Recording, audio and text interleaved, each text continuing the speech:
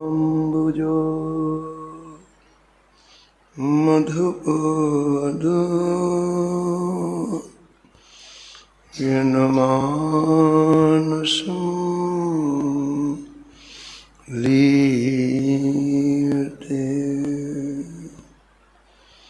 सीताराम गुणानि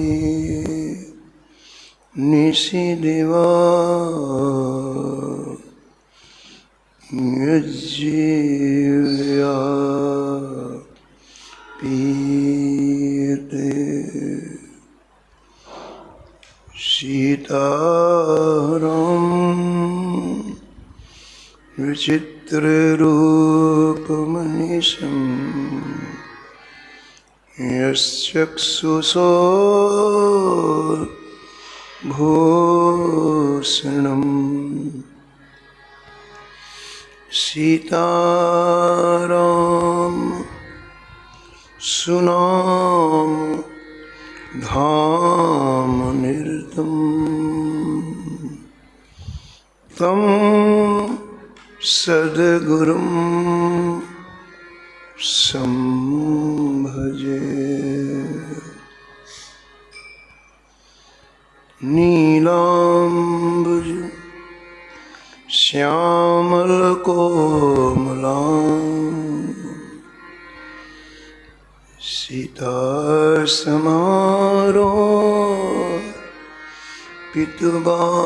सीतासमारोपितवामभागम्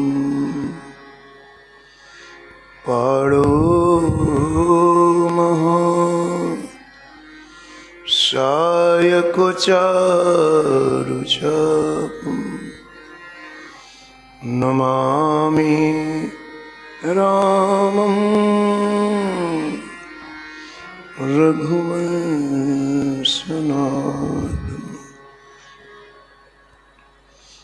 यत्र यत्र रघुनाथ कीर्तनं तत्र तत्र कृतमस्तकाञ्जलिं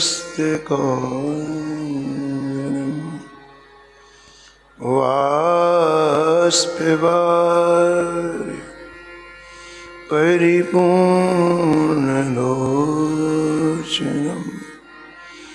मारुतिं नमत राक्षसान्तकम्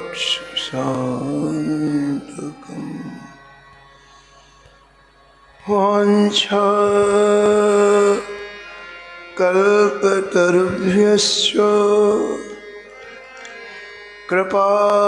कृपासिन्धुभ्यो एव च पतितानां पावनेभ्यो श्रीवैष्णवेभ्यो नमो नमः। भक्त भक्ति भगवंत गुरु चतुर्नाम वपुए इनके पद वंदन किए नासत विघ्न ने हरि जो आए विराजिए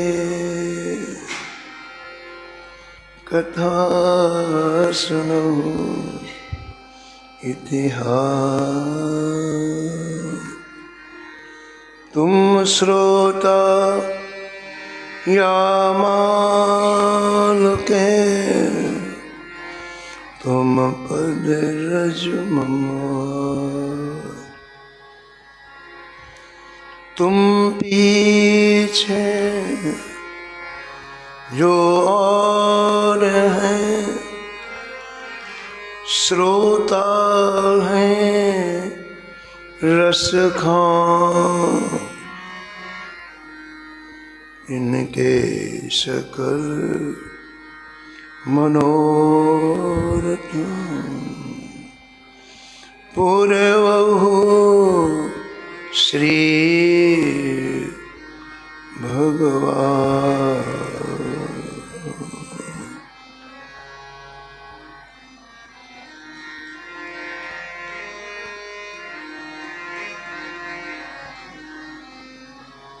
राधे राधे गोविंद गोविंद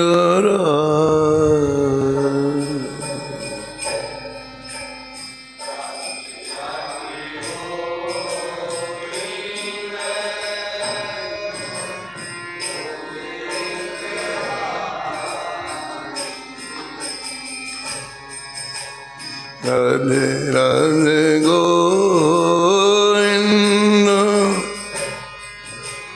गोविंद राधे।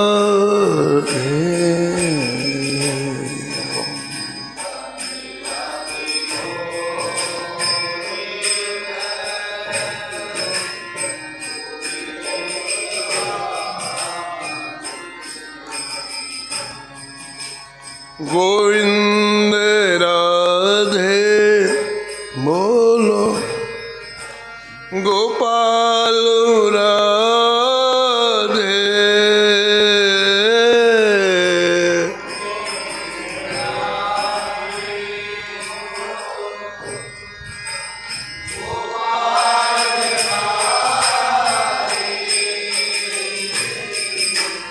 गोविंद राधे बोलो गोपाल राधे।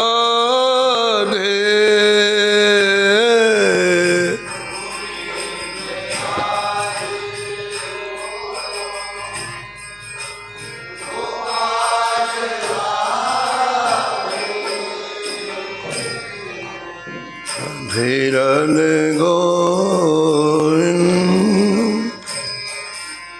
गोविंद राधे।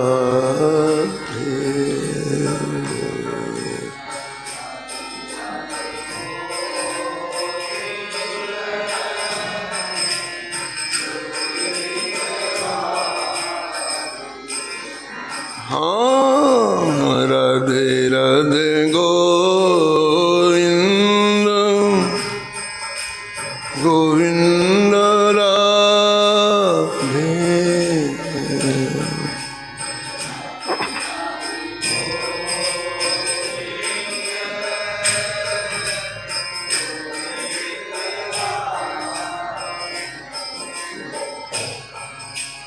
गोविंद राधे बोलो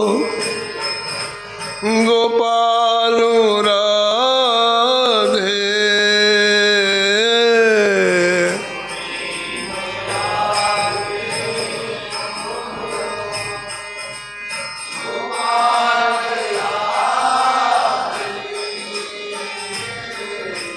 गोविंद राधे बोलो गोपाल राधे।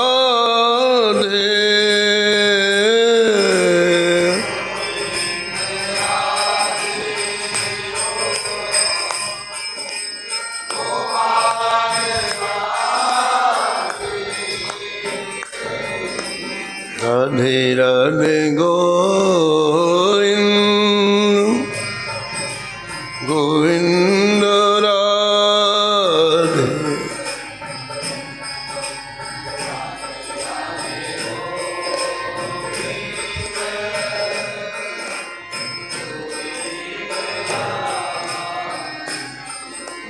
हाँ राधे राधे गोविंद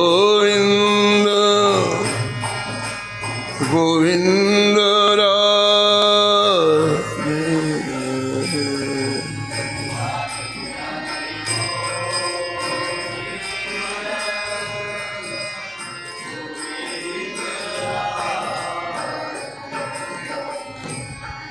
हे राधे राधे गोविंद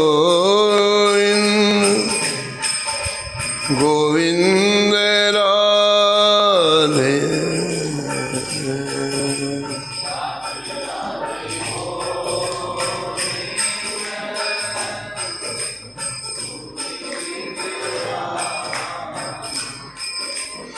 हे राधे राधे गोविंद गोविंद राधे।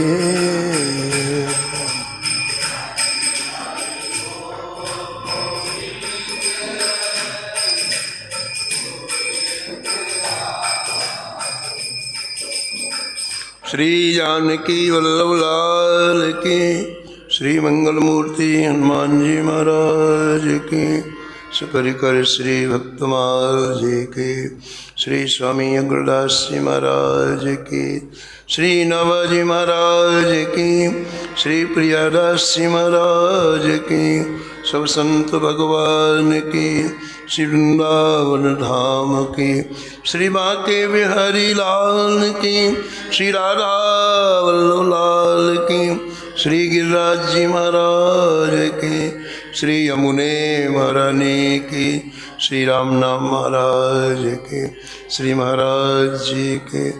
जय जय श्री राम।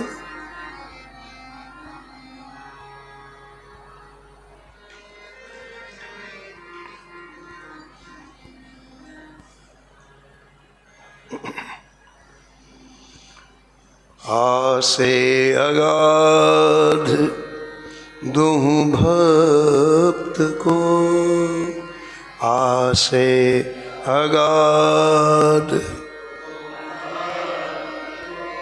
हरि तोषण अतिशय कियो,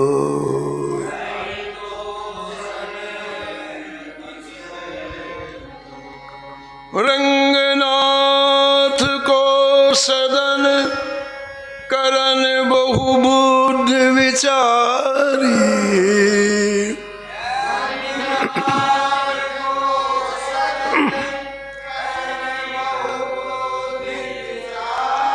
कपट धर्म रच जैन द्रव्य हित देंग विसारी,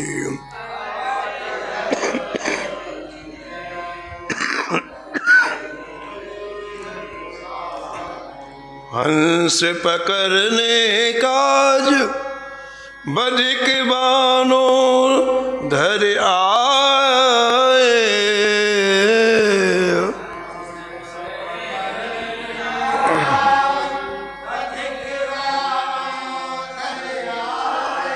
तिलक दाम की सकुच जान तिन आप बंधाए,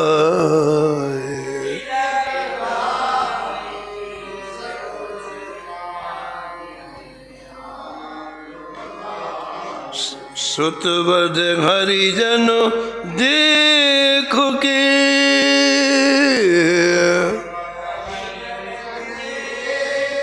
दे कन्या आदर दियो,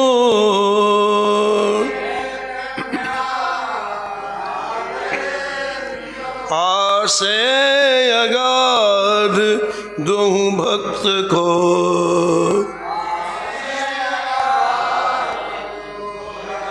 हरि तोषण अतिशय कियो, हरि तोषण अतिशय कियो,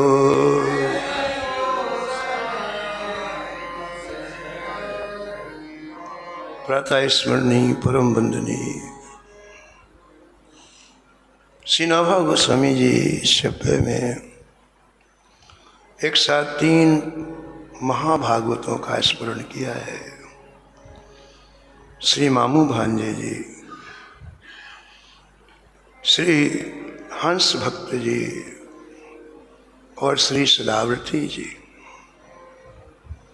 इन तीनों के भाव बड़े गूढ़ थे, गहरे थे। इनके भावों से श्री ठाकुर जी रीझ गए। ग्रंथकार श्री नाभाजी महाराज कहते हैं कि हरि तोषण अतिशय कियो, बहुत प्रसन्न ठाकुर जी हो गए।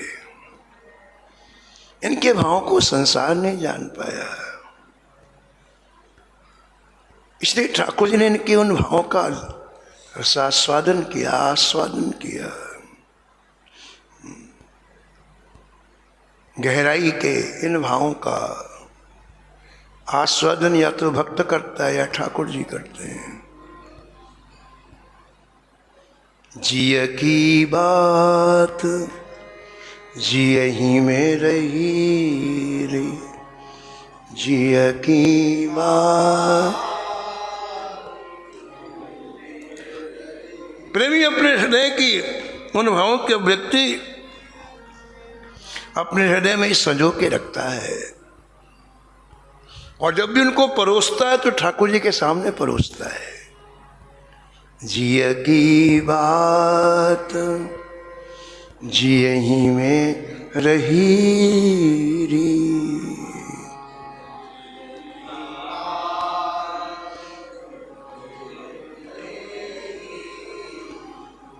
परमानंद गरस बिन ठाकुर,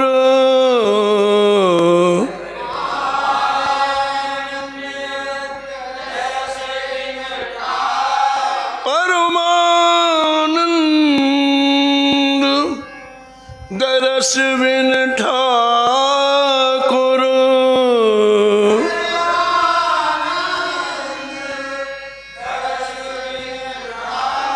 नैनन नदी बहीरी, नैनन नदी।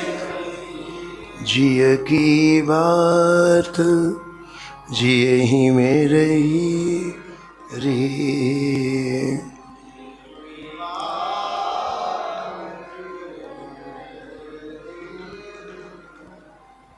इन भक्तों के आशय हृदय के भाव बड़े दिव्य होते हैं।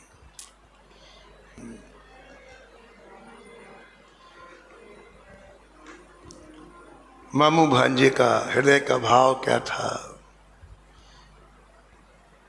श्री ठाकुर जी को सुख मिले, श्री ठाकुर जी के लिए एक सुंदर मंदिर का निर्माण हो जाए, तो ठाकुर जी को गरम गरम बयार नहीं लगेगी। ये पानी की बूंदें ठाकुर जी पर नहीं पड़ेंगी,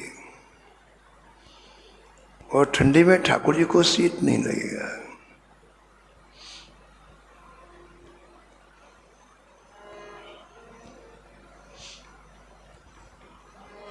हृदय में भाव आते ही मामू ने भांजे से कहा, भांजे अब अपना पहला काम यह है कि ठाकुर जी को सुख मिले, इसके लिए अपने को प्रयास करना है। हम लोग धन इकट्ठा करते हैं और श्री ठाकुर जी का दिव्य मंदिर बनवाएंगे। बात यह है कि ठाकुर जी की सेवा कोई व्यक्ति नहीं कर सकता है। ठाकुर जी की सेवा ठाकुर जी की शक्ति से ही होती है। संकल्प भी देने वाले ठाकुर और संकल्प को पूरा कराने वाले भी ठाकुर।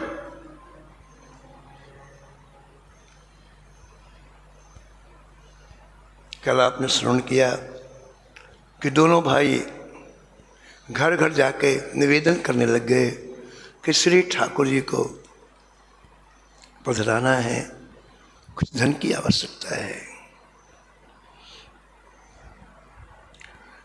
कई महीने व्यतीत हो गए, लेकिन दोनों को, मामू भांजों को, किसी ने भी एक छदाम भी नहीं दिया, एक पैसा भी नहीं दिया। बड़ी विचित्र बात। विषय भोगों के लिए व्यक्ति करोड़ों रुपए पानी में बहा देता है, लेकिन ठाकुर जी के लिए उसके हृदय में भाव ही नहीं आता है, रुचि ही नहीं होती है। उसको ऐसा लगता है कि बहुत अनर्थ हो जाएगा यदि संतों के लिए, ठाकुर जी के लिए मैं दूंगा तो निराश हो गए कि हम ठाकुर जी के लिए जो संकल्प किया वो नहीं कर पा रहे, थक गए। और निराश होकर के एक वृक्ष के नीचे बैठे बैठे अब क्या करें, रात्रि में 2 बजा था, दोनों थके मांदे वृक्ष के नीचे पड़े हुए थे। तो मामू ने कहा कि भांजे, पूरब की दिशा से प्रकाश कहाँ से आ रहा है रात्रि में? इस वृक्ष में चढ़ के देख तू। भांजा छोटी उम्र का था ना, जल्दी चढ़ गया। कहा मामा, इस तरफ कोई विशाल मंदिर बना हुआ ऐसा लगता है। उस मंदिर के शिखर पर बड़ी पावर की लाइट लगी हुई है, उसका प्रकाश यहां तक आ रहा है। मामू ने कहा भांजे, इसका मतलब है मंदिर है तो धन भी होगा? बोले हाँ। तो चलो, ऐसे काम नहीं चलता, और अपने ठाकुर जी का मंदिर अपने को बनाना ही है, तो चलो चला जाए वहां। कैसे भी करके पहले अपन धन प्राप्त करते हैं।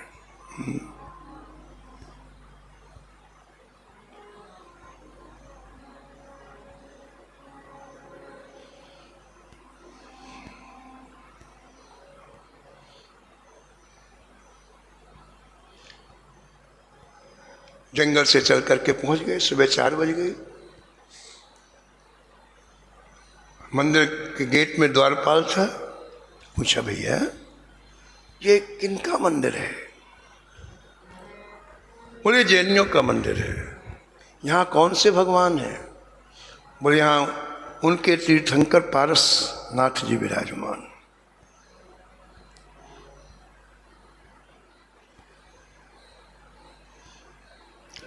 भैया यहाँ हमें जगह मिल सकती है क्या? बोले यहाँ जगह उन्हीं को मिलती जो इस धर्म से दीक्षित होते हैं। पहले दीक्षा लेनी पड़ेगी, तब यहाँ रहने के लिए जगह मिल सकती है। मामू भांजे अलग से खड़े होके बात करने लगे। बोले देखो भैया, धन तो बहुत है, बड़ा वैभव है अंदर, और अपने ठाकुर जी के लिए अपने को धन चाहिए। एक काम करते हैं, अपन इनसे दीक्षा ले लेते हैं। भांजे ने कहा मामू, नरक मिलेगा? नरक हम लोग वैष्णव हैं, और इन जैनियों से दीक्षा लेंगे तो दुर्गति होगी, दुर्गति। आहा, हृदय का भाव सुनो आप। प्रियादास से लिखते हैं, मामू ने कहा भांजे, पावे प्रभु सुख हम नरकहूँ गए तो कहा।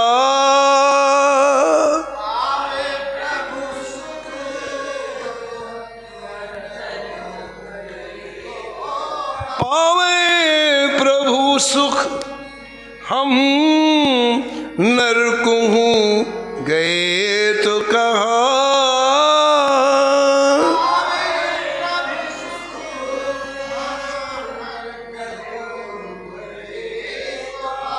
धर को नाई तब कान ले फुकायो है। धर को नाई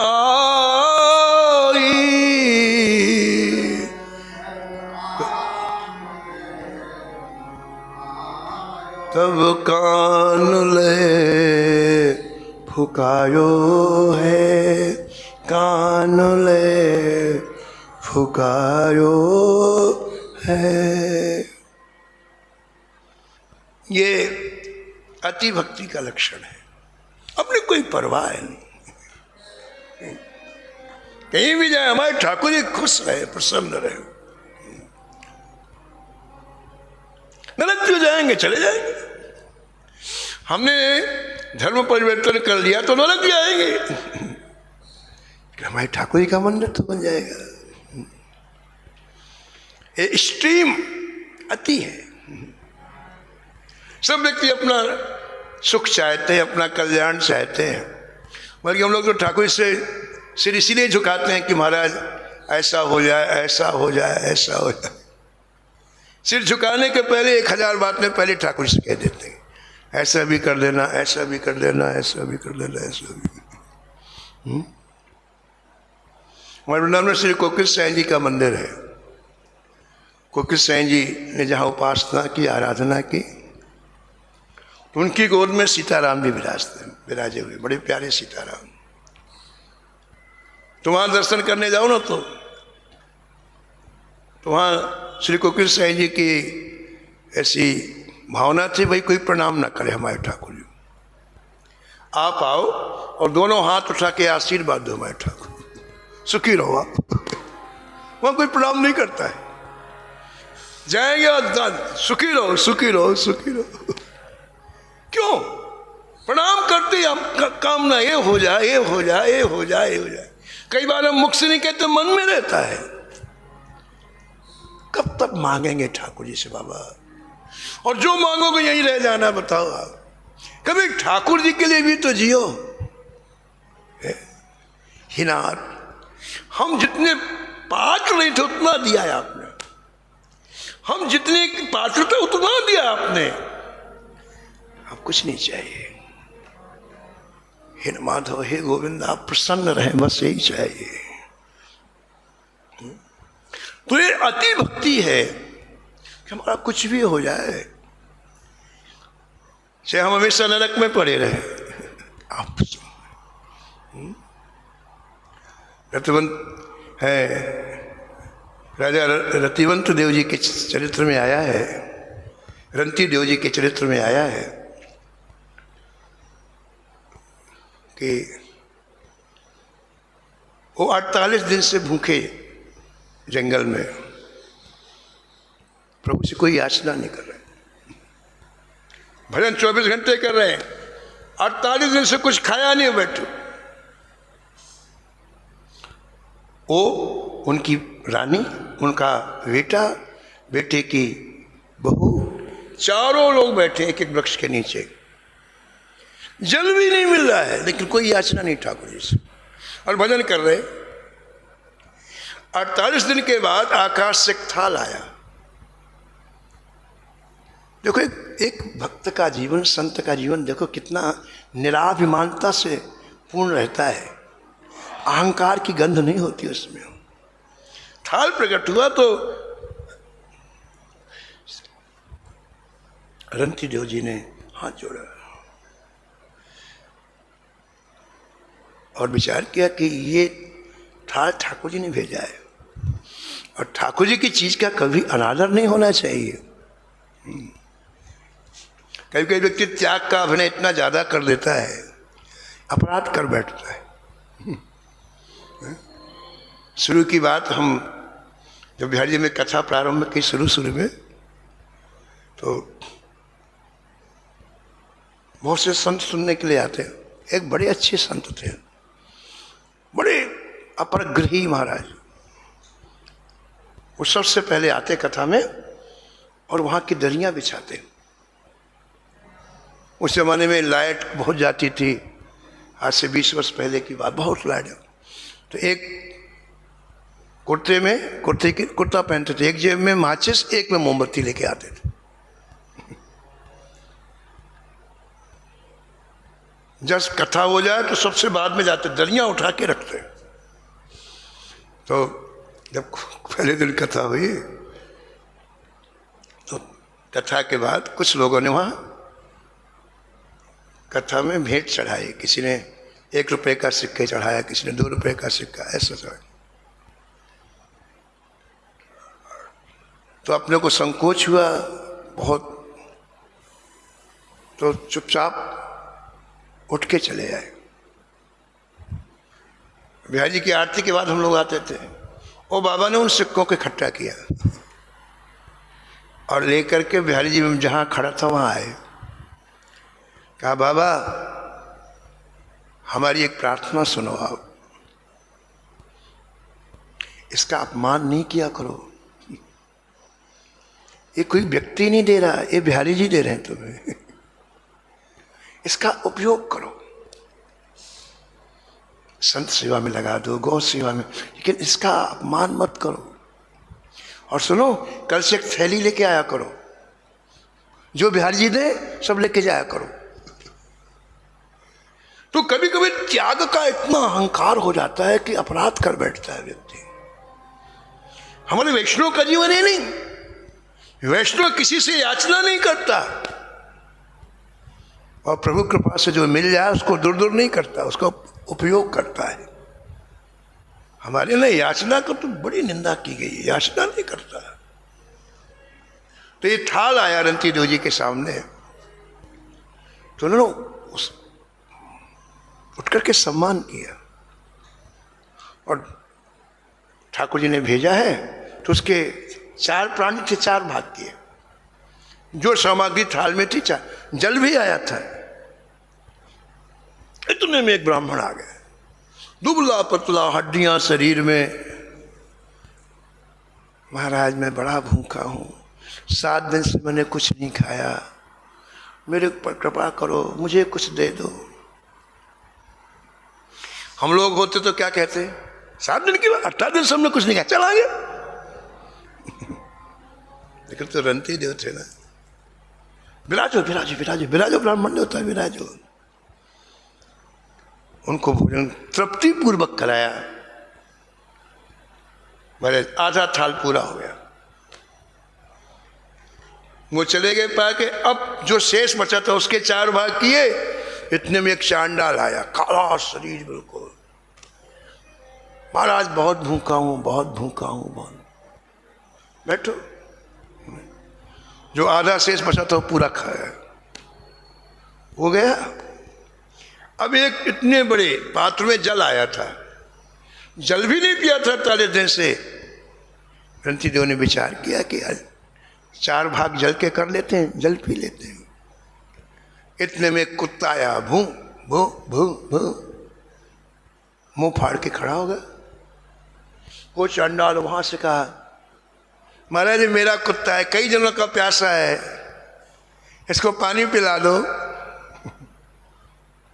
तो जो अपने बेटों के लिए, अपनी बहू के लिए, अपनी पत्नी के लिए जल अलग अलग किया था, वो जल फिर इकट्ठा किया, उसे पिलाने लगे। कुत्ते का मुंह फटा हुआ है, रंती देव जी जल पिला रहे हैं, ठाकुर जी को सहन नहीं हुआ। देखो आप, घर के सदस्य प्राण जा रहे हैं भूख के मारे, लेकिन आए हुए अतिथि का पहले स्वागत, वो भले चंडाल हो, भले कुत्ता हो। श्री ठाकुर जी को सहन नहीं हुआ, ठाकुर जी प्रकट हो गए। रंती देव मैं बहुत खुश हूं, जीवों के ऊपर ऐसी जो दया करता है उससे मैं बहुत खुश हूं। दया धर्म को मूल है, दया धर्म को पाप मूल अभिमान।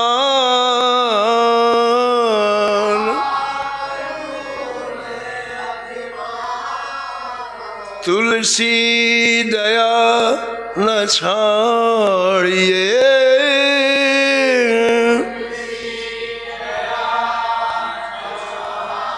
जब लगो घट में प्राण। मैं बहुत खुश हूं, मांगो क्या चाहिए। रंती देव ने कहा, जय जय आप सामने खड़े, अब इससे बड़ा क्या है, सब मिल गया। अब कछु नाथ न चाहिए मोरे, अब कछु ना दीन दयाल अनुग्रह तोरे।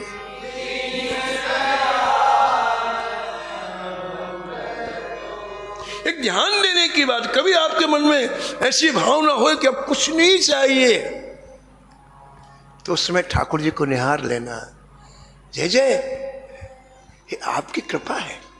हम तो जन्मों के भिखमंगे, लाखों जन्म में आज तृप्ति का अनुभव हो रहा है, कुछ मांगने की इच्छा नहीं हो रही है, अनुग्रह तो हो रहे, आपकी कृपा है।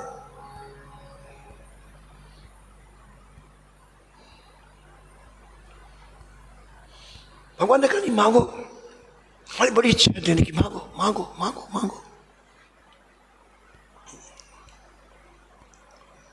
क्या मांगा रंती देव ने, देखो क्या भक्तों का हृदय होता है। रंती देव ने कहा, जय जय आप देना ही चाहते हैं तो मुझे ये वरदान दे दो, जितने जीव नरक में पड़े हैं इसी समय आपके धाम में चले जाएं। जितने जीव नरक में पड़े हैं इसी समय आपके धाम में चले जाएं, और उनके जो बुरे कर्म हैं जिनके कारण वो नरक में पड़े हुए हैं उनका फल मैं भोगूं। मैं नरक में पड़ा रहूं कई कल्प, उनको नरक से आज ही छुटकारा मिल जाए, आपके धाम में चले। ठाकुर जी देखते रह गए, ओहो इन भक्तों में कैसी करुणा होती है, कैसी दया होती है। इनके लिए स्वर्ग नरक बराबर है, इनसे स्वर्ग के सुखों से लेना देना नहीं, नरक के। इनको जब फुर्सत मिले इनको ये देखने की, उनकी तो आंखें निरंतर युगल सरकार के चरणों में लगी रहती हैं, चाहे आप कहीं डाल दो। हम किसी चीज का जब अनुभव करेंगे, अनुकूल है तो सुख मिलता है और प्रतिकूल है तो दुख में। इनको फुर्सत कहाँ है। गोस्वामी जी की बड़ी प्यारी पंक्ति है, स्वर्ग नरक अपवर्ग समान, स्वर्ग नरक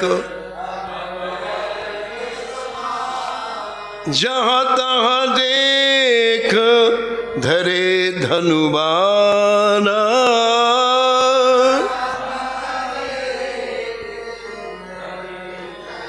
इनको स्वर्ग में रखो, नरक में रखो, अपवर्ग में रखो, लेकिन उनको वहां ठाकुर जी को देखना उनको मतलब ही क्या है, बराबर है।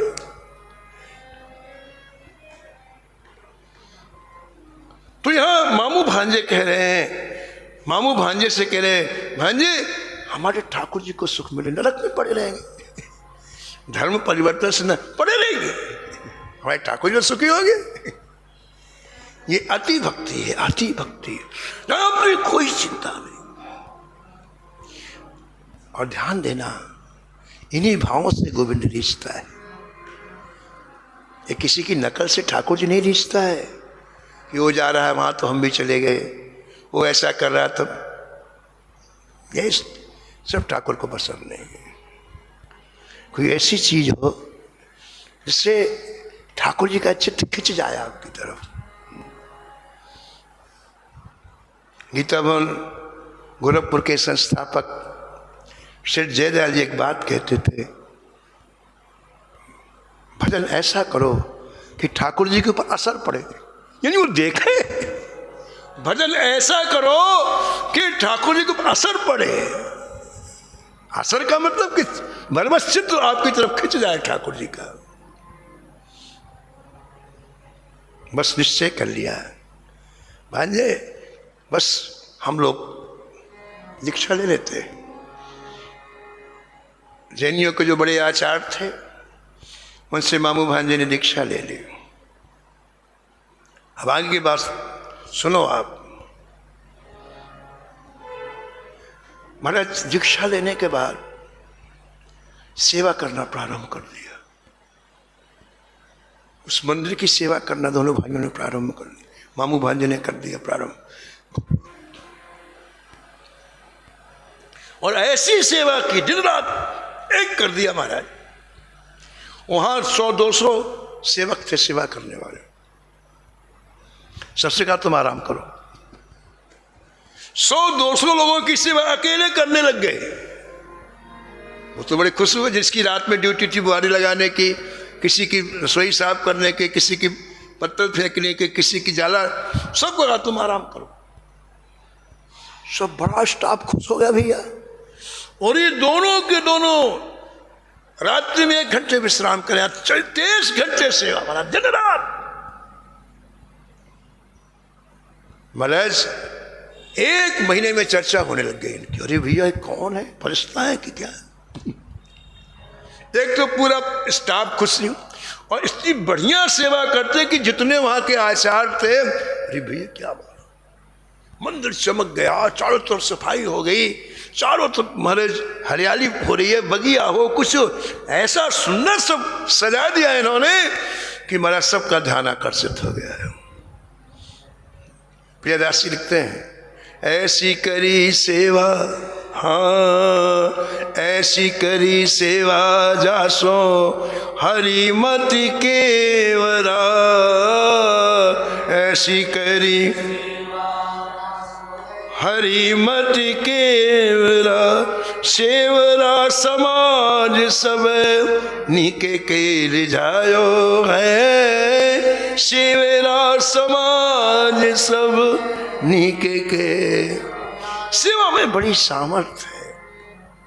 आप यदि सेवा करोगे तो निश्चित मानो आप श्री ठाकुर जी आपके वश में हो जाएंगे।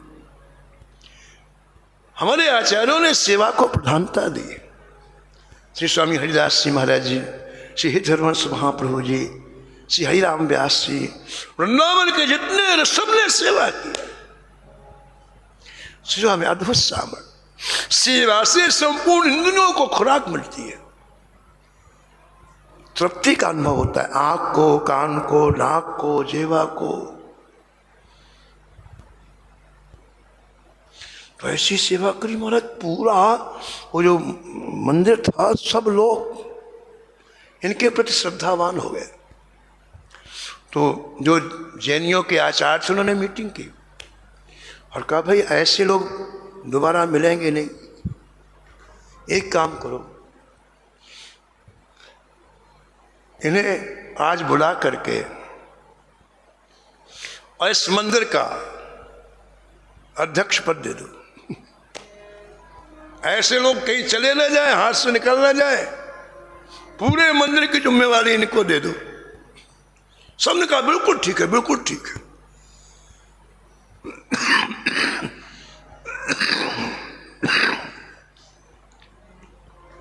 बड़े सम्मान पूर्वक बुलाया गया मामू भांजे को, और सुंदर महाराज दिव्यासन में बैठा करके उनको ये वहाँ की मालकियत सौंप दी गई, व्यवस्था सौंप दी गई, उन्हें अध्यक्ष बना दिया गया। ठीक है, सब लोग निश्चिंत हो गए कि बहुत सुपात्र हमें मिल गया मंदिर के लिए। अब ध्यान दो आप, इतना बड़ा सम्मान मिल गया, इतनी बड़ी मालकियत मिल गई, लेकिन इनका लक्ष्य उनके सामने है ना। हम अपने घर से चले जानकी वल्लभ लाल जी का दर्शन करने के लिए, आरती का दर्शन करने के लिए चले, और रास्ते में कई तरह के खेल तमाशे हो रहे हैं, कई तरह की चीज़ें बिक रही हैं, वहाँ खड़े हो गए, कहीं तमाशा देखने लग गए, कहीं वस्तुएं खरीदने लग गए। आरती तो निकल गई, समय निकल गया। ऐसे ही जीवन में हमारा लक्ष्य प्रभु प्राप्ति, ठाकुर जी का दीदार है, ठाकुर जी का साक्षात्कार है। हम जगह जगह रुक करके जो समय खराब करते हैं तो फिर ठाकुर जी के पास नहीं पहुंच पाते। अपने लक्ष्य को आंखों के सामने रखो। ये हमारे ये जो कुछ मिल रहा है ये सब जाने वाला है, और हमारा कोई मतलब भी नहीं इनसे। कोई चीज मिली है लेकिन हमारा लक्ष्य नहीं हो प्राप्त करना। हमारा लक्ष्य तो जानकी लाल जी का दर्शन है, कहीं रुकना नहीं है, और कहीं उस सुख लेने के लिए झुकना नहीं है। लक्ष्य आंखों के साथ, हमारा लक्ष्य। एक अंग मग अगम गवन कर, एक अंग मग अगम गवन कर, विलम न छिन छिन छाहे, विलम न। विनय पत्रिका में गोस्वामी कहते हैं भैया रास्ता लंबा है और आश्रय एक है, केवल हरि नाम। रास्ता लंबा है, जहां पहुंचना है। मग अगम, एक अंग, केवल एक ही आश्रय हरि नाम। कहते हैं इसलिए रास्ते में जो वृक्ष लगे हुए हैं उनकी छाया में बैठ करके समय नष्ट मत कर देना। विलम न छिन छिन छाहे हाँ। तुलसी घित अपनो अपनी दिस, तुलसी घित अपनो अपनी दिस, निरुपधि नेम निभाए, निरुपधि नेम निभाने। गोस्वामी जी कहते हैं भैया अपना हित तो यही है कि नाम की रटन ना छूट जाए, नाम को कस के पकड़ो, तब लक्ष्य तक पहुंच पाओगे। निरुपधि यानी कोई उपाधि मत जोड़ना नाम से। उपाधि क्या है बताओ? नाम ले रहे हैं रोग ठीक हो जाए, नाम ले रहे हैं बालक को अच्छा स्थान मिल जाए, नाम ले रहे हैं दुकान चलने लग जाए, मकान बन जाए। ये उपाधियां, इन उपाधियों से रास्ते से लक्ष्य से हट जाओगे। निरुपधि नाम की प्रसन्नता के लिए नाम लो, नाम से डिमांड करना बंद कर दो, नहीं तो लक्ष्य तक नहीं पहुंच पाओगे। तो इतना बड़ा अधिकार इन दोनों को मिल गया, मामू भांजों को सारी संपत्ति का की चाबी मिल गई, लेकिन अपने लक्ष्य को नहीं भूले। इनका लक्ष्य क्या है? पावे प्रभु सुख। ठीक है ना? रात्रि में घंटों बात करते, भैया मंदिर बनवाना है, क्या किया जाए? भांजी ने कहा मैंने लोगों से पूछा है, ये जो मंदिर यहाँ बना हुआ है पारसनाथ जी का, ये पारस से बना हुआ है। पारस जिससे लोहे में स्पर्श कराओ तो सोना बन जाता है। मूर्ति इतनी बड़ी थी, ज्यादा नहीं थी, लेकिन मंदिर में कहीं दरवाजा नहीं, छोटी छोटी जालियां बनी थी, उनसे दर्शन होता था, कहीं दरवाजा नहीं मंदिर में। तो भांजे ने कहा कि मैंने सुना ये पारस का मूर्ति है, और यदि ये पारस की मूर्ति अपने को मिल जाए तो सोने को, लोहे को अपन सोना बना बना के ठाकुर जी का मंदिर बना ले। हाँ बोले तो ठीक है मामूल, लेकिन ये बात बता कि घुसेंगे कहाँ से? बोले कहीं दरवाजा ही नहीं है। भांजी ने कहा मामू एक काम हो सकता है, ये मंदिर किसी न किसी तो बना ही होगा। हाँ तो अपन को जो पुराने मिस्त्री होंगे ना, 100 साल से जो ज्यादा मिस्त्री, उनमें जरूर किसी न किसी को पता होगा। बाकी किसी को पता नहीं, अंदर कोई जा नहीं सकता मंदिर के। तो मामू ने कहा उनको बुलाएं कैसे? भांजे ने कहा कि सारे अधिकार अपने को हैं इस समय। हम लोग कल एक घोषणा निकालते हैं कि मंदिर में पुराने सेवकों का आज सम्मान किया जाएगा, जिन्होंने किसी भी तरह से मंदिर की सेवा की है, उनका सम्मान आज किया जाएगा। उसमें सभी पुराने, चाहे वो राजमिस्त्री हो चाहे कोई हो, जिनकी उम्र 100 वर्ष के आसपास है, वो आज मंदिर की तरफ से उन्हें विशेष भेंट दी जाएगी और विशेष सम्मान किया जाएगा। महाराज सेवकों ने सूचना दे दी, सम्मान। अरे महाराज इतने खुश हुए, जो बीमार थे वो भी ठीक हो गए बिल्कुल, जो जाने वाले थे स्मशान वही बोले बाद में मर जाएंगे, सम्मान तो लेके आए। बड़ा प्यारा सम्मान होता है महाराज, पूछो मत। तुलसीदास जी लिखते हैं, तुलसी कहत पुकार के बड़ो दान सम्मान, तुलसी कहत पुकार के बड़ो दान। सबसे बड़ा दान सम्मान है। किसी का आप सम्मान कर दो ना, वो बड़ा खुश हो जाता है, बहुत खुश हो जाता है। पूज महाराज जी सुनाते थे, श्री मथुरादास जी महाराज, कि अकबर ने बीरबल से पूछा कि बीरबल किसी को खुश करने के लिए सबसे अच्छा तरीका क्या है? बीरबल ने कहा हजूर सम्मान। अरे सम्मान क्या होता है, कुछ मिलेगा नहीं क्या तो काहे खुश होगा हो? अरे कि कुछ दो कुछ करो तो वो खुश हो। सम्मान सम्मान आइए जी हाँ, इसमें क्या मिलता है? बीरबल बड़ा तेज बुद्धि करता, बोले हजूर मैं बाद में बताऊंगा, उसका उत्तर बाद में। बात आई गई हो गई।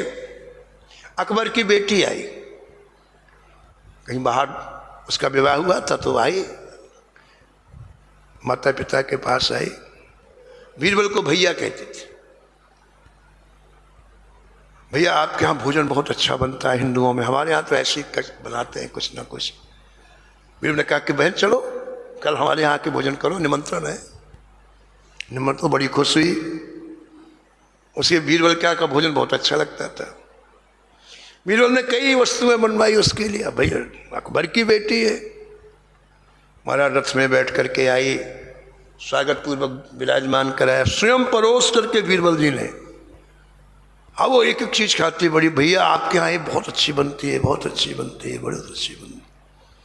उसका खूब जम के पेट भर गया। बीरबल पालक की पूरी लेकर के आए। बोले लो बहन एक पूरी। बोले नहीं नहीं भैया पेट भर गया। अरे ले लो। बोले नहीं। बीरबल बोले एक ले लो, तुम्हारे खसम का क्या जाता है? ओ महाराज आग बबूला जहाँ उसने कहा तुम्हारे खसम का क्या जाता है, एक पैर मारा थाली में। बोले तुमने मेरा अपमान किया, आज ये पिताजी से कह के तुम्हें फांसी दिलाती हूँ। अब महाराज बैठी रथ में सीधे अकबर के पास पहुंची। बोले बीरबल ने मेरा अपमान किया, इसे फांसी की सजा दो। अकबर ने बीरबल को बुलाया, भैया तुमने क्यों अपमान किया हमारी बेटी का? बोले हजूर आप उससे पूछ लो, पूरे 2 लाख खर्च किए मैं आज उसके भोजन में। मैंने कितने किए? पुराने जमाने के 2 लाख। पूछो उससे। बोला क्यों बेटी इन्होंने इतना अच्छा भोजन बनवाया इतना? बोले हाँ पिताजी। फिर क्या हुआ? बीरबल बोले माँ इतना खर्च करने के बाद इतना करने, मैंने केवल एक शब्द बोल दिया कि एक पूरी और ले लो तुम्हारे कसम, तो सारा क्रिया करा बेकार हो गया। इसका मतलब कोई वस्तु से पदार्थ से प्रसन्न नहीं होता, सम्मान से प्रसन्न होता है। तुलसी कहत पुकार के बड़ो दान सम्मान बड़ो दान। तो बहुत से बड़े बड़े पुराने कारीगर आ गए महाराज। एक बड़ा कक्ष था, सबको विराजमान कराया गया, सबको बढ़िया बढ़िया सुंदर साल श्रीफल और दक्षिणा के लिफाफे भेंट किए गए। वो सब बड़े उनमें से एक 111 वर्ष का था महाराज, उसको तो खाट में रख के लाए थे। सम्मान तो सबको चाहिए, उसे चलते नहीं बनता और तो खाट में लिटा के लाए थे उसको। मामू ने कहा भांजे इसको जरूर पता होगा, सबसे पुराने ही दिखाई पड़ रहा है, तो इसका विशेष सम्मान करना चाहिए। तो उसके पास मामू भांजे गए। बोले आप सबसे वयोवृद्ध हैं, आपका यहाँ सम्मान नहीं कमरे में करेंगे। उसकी खाट उठा के ले गए कमरे में और उसको अच्छी मोटी अच्छी रकम दी और अच्छा उसका सम्मान किया। कहा अब कारीगर जी ये बता दो कि मंदिर में जाने का रास्ता कहाँ से है? वो चौंक गया क्योंकि बिल्कुल सबको सौगंध दिलाई तो बताना नहीं कोई, लेकिन देखा इतनी भेंट दी है तो इनकी बात को मानना चाहिए। बोले दरवाजा बंद कर दो, पहले दरवाजा बंद करा दे। बोले किसी से करें? बोले बिल्कुल नहीं कहेंगे हम। मामू ने पूछा कि जब मंदिर में दरवाजा नहीं तो मूर्ति कैसे अंदर गई? जब दरवाजा नहीं तो मूर्ति कैसे गई? उस कारीगर ने कहा अरे मालिक हम थे उस समय जवान थे, 18-19 वर्ष की आयु थी जब ये मंदिर बना। इस मंदिर में जो ऊपर कलश लगा हुआ है ना वो खुलता है।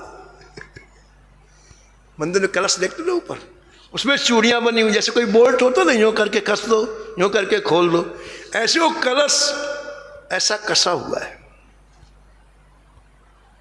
उसको यूं करोगे तो खुल जाएगा, और इतनी जगह एक आदमी अंदर जा सके, उसी से मूर्ति अंदर रखी गई थी। लेकिन मालिक के किसी से कहना नहीं, ये बड़ी गुप्त बात है। बिल्कुल बिल्कुल उसकी खाट को उसके घर में पहुंचा दिया गया, और मामू ने कहा भांजे अब देर करने की जरूरत नहीं है, क्योंकि ठाकुर जी को कष्ट मिले, जितने दिन मंदिर नहीं बनेगा कष्ट रहेगा, तो जल्दी जल्दी मंदिर बनवाना अपने को, अब देर करनी, आज ही रात में काम करना अपने को। ये पारस की मूर्ति लेकर के और लोहे को सोना बना करके मंदिर बनवाना। अब वो मालिक थे, मालिक लोग तो पूरे सब लोग सो गए, लेकिन दोनों जग रहे थे। ठीक रात्रि में 1 बजे लोग छत में गए, जहां से गुंबज आराम से खुल सके। दोनों ने जोर लगाया, खुल गया महाराज, वो गुंबज खुल गया। उठा के उसको नीचे रखा और ऊपर से नीचे तक झांक कर देखा, एक आदमी आराम से जा सकता है। मामू ने कहा भांजे एक रस्सी लेके आ, मोटी रस्सी ले आया, बोल उसके ऊपर खंभे में बांध दे, रस्सी को बांध दिया। मामू ने कहा मैं नीचे जा रहा हूं, मैं रस्सी के सहारे नीचे जा रहा हूं, सबसे पहले इस पारस की मूर्ति को रस्सी में बांध दूंगा तो खींच लेगा ऊपर। बोले ठीक है। मामू नीचे गया और नीचे जाकर के पारस की मूर्ति रखी हुई थी, उसको उठाया, रस्सी से बांध दिया, उसने खींच लिया। दोबारा रस्सी डाली कि मामू तुम चढ़ के आ जाओ ऊपर। अच्छा उधर सुबह भी होने वाली है, सुबह के पहले सब काम होना है, 1 घंटे में सब कुछ होना है।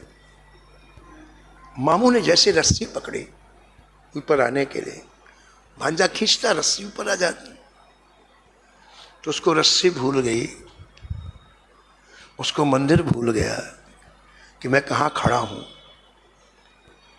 सब कुछ भूल गया। वो सीधे महाराज कावेरी के किनारे पहुंच गया, जहां श्री ठाकुर जी विराजमान थे। मन भावना, शरीर तो वही है, भावना से रंगनाथ श्री रंग जी के सामने पहुंच गया और ठाकुर से कह रहा है ठाकुर जी व्यवस्था हो गई है, अब ज्यादा समय नहीं लगेगा, ऐसा मंदिर बनेगा, ऐसा मंदिर बनेगा, आपको बड़ा सुख मिलेगा। वहां खड़े होकर के वो ऐसा मंदिर बनेगा, ऐसा मंदिर बनेगा, ऐसा, ऐसी भावना होती, इतना उसे सुख मिला, इतना सुख मिला कि प्रसन्नता से शरीर फैलने लग गया। ऊंचाई में शरीर बढ़ने लग गया, चौड़ाई में शरीर बढ़ने लग गया। ऊंचाई में इतना बढ़ा कि केवल सिर बाहर गया गुंबज के, गुंबज का खुला हुआ था ना जितना, एक आदमी, तो ये बढ़ते बढ़ते शरीर ये बाहर हो गया, छत में पहुंच गया और चौड़ाई में फिक्स हो गया, दीवालों में अड़ गया, इधर भी दीवार, इधर भी दीवार, इधर भी दीवार, इधर, तो फिर इतना बढ़ा फिक्स हो गया, 1 इंच शरीर इधर से उधर नहीं हो रहा है। जिन्होंने श्री चैतन्य महाप्रभु जी का चरित्र पढ़ा होगा, उन्हें पता होगा कि प्रेम में शरीर की कैसी कैसी स्थिति हो जाती है। 8-8 फीट 10-10 फीट लंबा शरीर हो जाता है चैतन्य महाप्रभु जी का। बंद कमरे से आप निकल जाते, समुद्र के किनारे पहुंच जाते, तो इतना प्रेम कि ठाकुर जी का मंदिर बनेगा, ठाकुर जी उसमें सुखी होंगे। बोले पराकाष्ठा। अब क्या हो, थोड़ी देर के बाद सुबह हो जाएगी, पकड़े जाएंगे, अब क्या? मामू ने सामने खड़े हुए भांजे से कहा इधर आ, यदि तुम 1 घंटे और रुक गए तो चोरी के इल्जाम में हम लोग पकड़े जाएंगे और ठाकुर जी का काम नहीं होगा, फिर ठाकुर जी का मंदिर नहीं बनेगा। इसलिए भांजे एक काम करो, तुम जितनी जल्दी हो सके यहां से जाओ, मेरी कोई बात नहीं है, जितनी जल्दी हो सके यहां से जाओ और जाके ठाकुर जी के मंदिर का काम लगाओ। ये पारस तुम्हारे पास है, इससे सोना बना बना करके मंदिर में काम लगाओ। मेरी चिंता छोड़ दो। हाँ, एक बात और करो, जाने के पहले तलवार से मेरा सिर काट दो, जिसमें कोई व्यक्ति वैष्णव की निंदा ना करे। शरीर की पहचान सिर से होती है। यदि लोग जान जाएंगे कि लोग वैष्णव थे तो हमारे वैष्णव की कोई निंदा ना करे।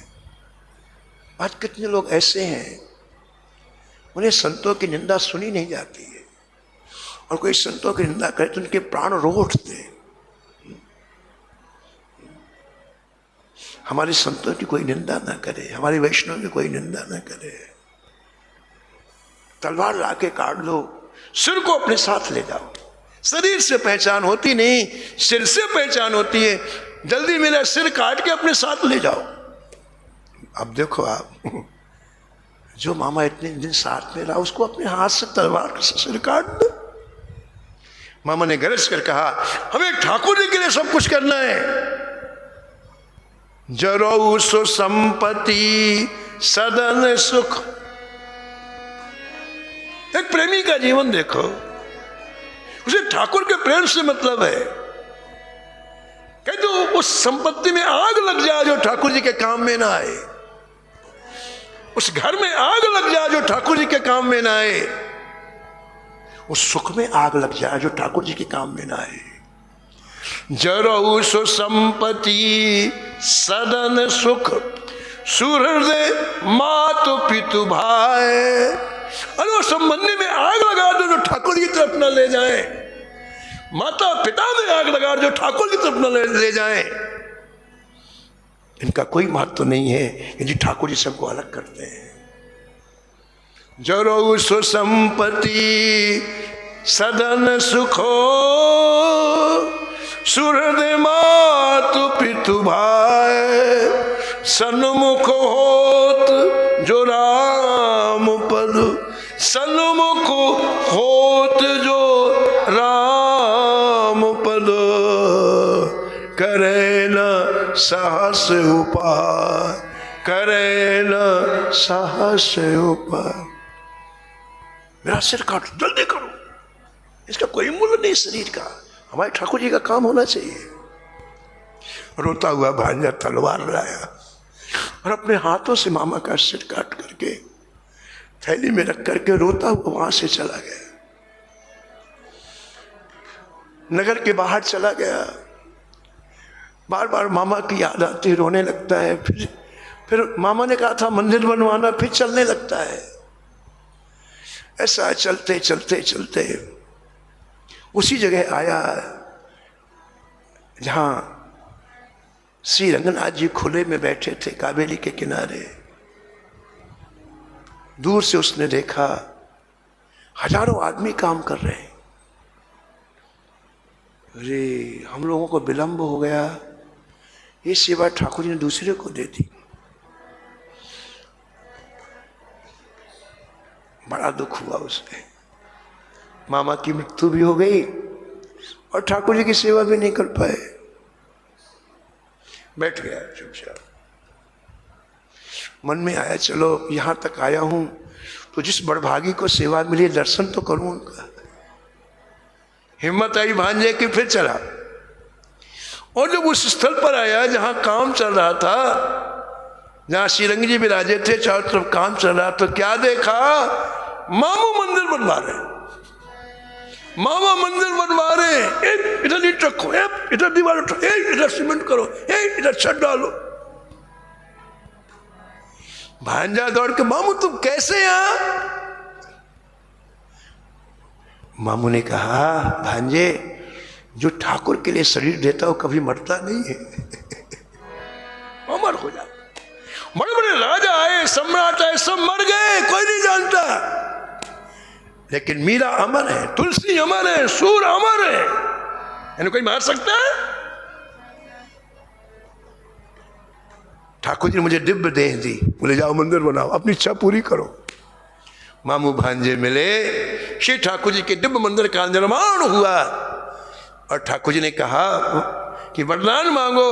बोले जय जय, जो आप श्री ठाकुर जी का दर्शन करें मंदिर में, वो दोबारा माँ के गर्भ में ना आए, आपके धाम में। बोले दिया वरदान और दिव्य मंदिर का निर्माण हो गया। ऐसे मामू भांजे के चरणों में हम लोग बार बार वंदन करते हुए और उनसे ऐसी याचना करते हुए कि हमें भी आपके श्री की निष्ठा मिले प्रणाम करते हैं। अगली कथा अगले क्रम। बोलो भक्त वत्सल भगवान की।